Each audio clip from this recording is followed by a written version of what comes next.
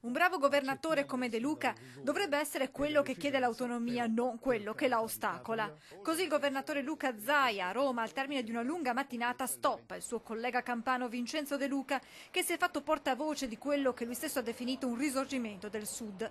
Alla vigilia del Consiglio dei Ministri, che vedrà all'ordine del giorno proprio la bozza dell'intesa, l'autonomia sembra spaventare sempre più, scatenando una dura reazione delle regioni meridionali contro il Nord.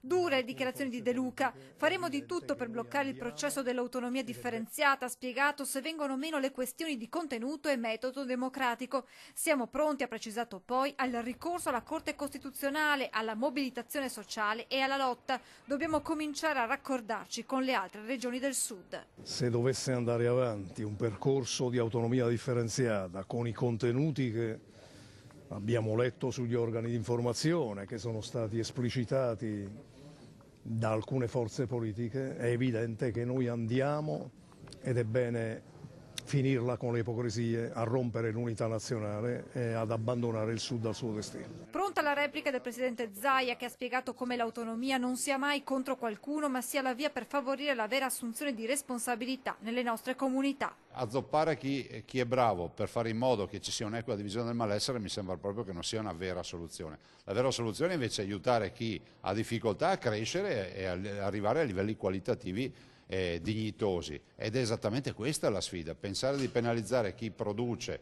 perché qualcun altro non ce la fa, direi proprio di no, ma nessuno vuole abbandonare alcuno in giro per l'Italia. Ma non c'è solo la regione Campania. Il Consiglio Comunale di Napoli terrà infatti una seduta straordinaria venerdì 15 febbraio alle 16 per affrontare la questione dell'autonomia, mentre domani, come annunciato nei giorni scorsi in piazza Montecitorio, il sindaco De Magistris ed esponenti della giunta organizzeranno una conferenza stampa per dire no all'intesa.